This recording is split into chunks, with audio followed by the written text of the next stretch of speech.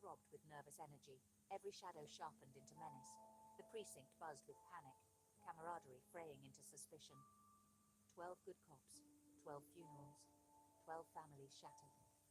The killer wasn't just taking lives, he was dismantling the idea of safety, turning protectors into targets. The rain kept falling, unable to wash away the fear. The city was a pressure cooker, and everyone could feel the lid about to blow. Detective Raina Keller sat in her unmarked sedan, the city's neon glow reflecting in her weary eyes. The rain hammered against the roof of the car, each drop a tiny drumbeat against the silence that had become her unwelcome companion. She was alone, isolated in the steel and glass cocoon, the darkness of the city pressing in around her. The wipers struggled to keep up, smearing rain across the windshield, blurring the already indistinct cityscape into an impressionistic painting of light and shadow. Each swipe offered only a momentary reprieve, a fleeting glimpse of the world outside before the deluge obscured it once more. Her phone buzzed, an unknown number, accompanied by a video file. A shiver ran down her spine, a premonition of the darkness that was about to unfold. She hesitated for a moment, her fingers hovering over the screen, knowing that whatever awaited her on the other side of that play button would irrevocably alter the course of her night, and perhaps her life. She steeled herself, took a deep breath, and pressed play, a tarnished badge, number 13, lying on a blood-stained floor. The crimson stain seemed to pulse on the screen, a stark and brutal image that sent a jolt of adrenaline through her veins. The badge itself was old, worn, the metal dull with age and neglect, yet the number was still clearly visible, a malevolent symbol in the gruesome tableau. A gloved hand, anonymous and menacing, slowly traced the number as if imprinting it onto her very soul. The gesture was deliberate, taunting, a clear message that this was personal. A distorted voice, crackling with static and malice, filled the car. "You were there, Raina. You watched him die. Now it's your turn to watch." The words hung in the air, heavy with threat and accusation, a chilling promise of retribution. The screen went black, plunging her back into the oppressive darkness of the car.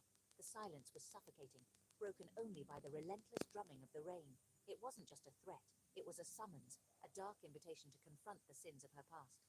That number, 13, unlocked a door in her mind, a Pandora's box of buried memories and long-suppressed guilt.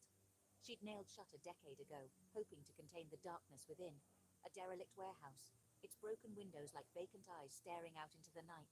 A young man's vacant eyes, forever frozen in a silent scream, a memory that punched the air from her lungs, leaving her gasping for breath, struggling to regain control. He was targeting her cops, the ones who'd stood with her that night, bound together by a shared secret, who'd sworn to a lie, a pact forged in the heat of the moment that had haunted them ever since. The killer knew everything, every detail of that night, every secret they had tried so desperately to bury. Her partner, Ben Carter, kept calling, his name flashing insistently on the screen, a lifeline she was hesitant to grasp. But even he felt distant now, separated by the chasm of guilt and fear that had opened up beneath her feet. How could she explain that the monster hunting them, the one lurking in the shadows, was one of her own making? A creature born from the choices she had made, the secrets she had kept. Badge number 13 was coming for her, a spectre from the past seeking vengeance, bringing all her ghosts, all the regrets and the unresolved traumas that had haunted her for far too long.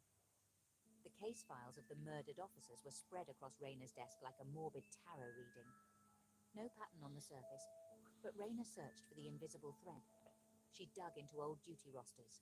One date, one call-out, one buried incident at Precinct 17. Flashback 13 officers, a suspect named Leo Vance, a struggle, a gunshot. Leo Vance, unarmed, dead on the floor. The official report was a lie, signed by all 13. That lie built their careers and damned their souls. Now, someone was hunting the survivors, turning their secret into a death sentence. The killer was erasing a conspiracy, exposing the rot. Each murder was a message, a grim reminder of their shared guilt. The ghost of Precinct 17 had returned to collect a debt. The investigation was no longer about a random killer. Raina was no longer the hunter. She was the hunted. The breakthrough came from the victim's file. Leo Vance. Buried in the reports. Ethan Vance, his younger brother. A juvenile record for hacking. Then nothing. He'd vanished. Ethan Vance was badge number 13. He wasn't seeking revenge. He was seeking justice for his brother. The system failed him, so he created his own with a brutal code. Each murdered officer was a number crossed off a list. The name badge number 13 meant everything to the guilty. Rayner remembered Ethan at the inquest. Silent, calculating. He'd watched them lie, then disappeared to plan his reckoning. This wasn't madness. It was justice twisted by grief. Ethan's vengeance was her legacy. Ethan's taunts became macabre performances. Officer Davies was found posed like Leo's crime scene photo, a direct message to Rayner. Ethan sent her video diaries, Leo's home movies, Rayner's surveillance footage. He showed her the life stolen, and that he was always watching. The symbolism grew personal with each kill. Officer Chen's pistol disassembled beside him. Officer Riley surrounded by blank paper, a pen through his heart. Ethan judged them, his methods poetic justice. He stripped them of power, turning their tools into instruments of demise. Each murder was a chapter. Rayner was the final paragraph. The city became her cage, and Ethan its cruel director. The past became a waking nightmare. Rayner saw Leo's ghost everywhere. Reflections, whispers, dreams. The lines between past and present blurred. Sleep brought no escape. Only relentless replays of that night. She snapped at Carter, pushed everyone away, retreating into guilt. She argued with Leo's ghost, seeking absolution that never came. Her reflection became a stranger, her guilt reshaping her. The city itself became a landscape of regret. Ethan's game was working. He was killing her soul before her body. She was becoming a ghost, undone by the secret she'd tried to bury. The final message, a digital breadcrumb left in the darkness, a summons she couldn't ignore. It pulsed on her phone screen, a stark white against the black void. It ends where it began. Come alone. The words were simple, chilling in their directness.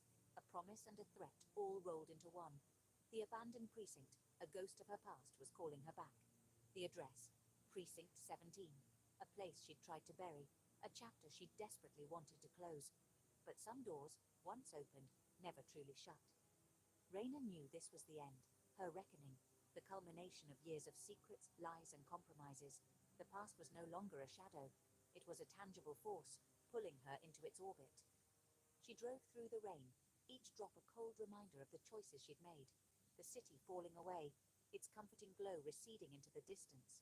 The familiar streets, the bustling crowds, all fading into a distant memory. Leaving only the road to her past. A dark, lonely stretch of asphalt leading to the heart of her buried sins. The derelict building loomed, a skeletal monument against the stormy sky. A tombstone for her secrets. A place where the truth would finally be unearthed, no matter how painful. Inside, a single light, a beacon in the oppressive darkness, beckoned her forward. Drew her to the old interrogation wing. The very place where the lies had been spun, the deals had been made, and the truth had been twisted. Ben Carter, bound and bruised, a pawn in a game far bigger than himself, sat in the center, a silent testament to the night's grim purpose. Ethan Vance stood behind him, a puppeteer observing his marionette, calm, eyes burning with old fury, a cold, calculated rage that had been simmering for years, finally brought to a boil. The gun rested on a table, gleaming under the harsh light. "Hello, Detective," Ethan said, voice cold and controlled, a predator greeting its prey. "I saved the best for last." A cruel twist of fate, a final act of vengeance meticulously planned. He pulled the trigger, but you convinced everyone to lie. You orchestrated the cover-up, buried the evidence, and silenced the witnesses. You made it possible. His words hung in the air, heavy with accusation and resentment. The truth hit Rayner. Her lie had protected Carter. The weight of her deception crashed down on her, a crushing burden of guilt and regret. Carter looked at her, his eyes pleading for salvation, fear and betrayal in his eyes. He understood the price of her silence, the cost of her protection. Ethan smiled, a chilling expression of victory. "I know everything. Every secret, every lie, every carefully constructed facade. The question is, what are you going to do about it now?" He challenged her, daring her to confront the consequences of her actions. He slid the gun across the table to her, an offering and a test. The final act had begun. The stage was set, the players were in place, and the only question was, who would survive the night? "This isn't about revenge, Detective," Ethan said. his voice a low, steady hum in the tense atmosphere. It was a statement meant to cut through the anticipated accusations, the predictable moral high ground Raina might try to claim. He wanted her to understand this wasn't some petty vendetta. This was about something far more profound. It's about justice, the justice my brother was denied, he continued, his gaze hardening as he spoke of the brother whose memory fueled his actions, a brother whose life had been unjustly taken, and whose death had been carelessly swept under the rug by a corrupt system. He sought to rectify that wrong, to balance the scales that had been so grievously tipped. He gestured to the gun, a cold, metallic object lying on the table, a symbol of the power he now held, and the choice he was about to force upon her.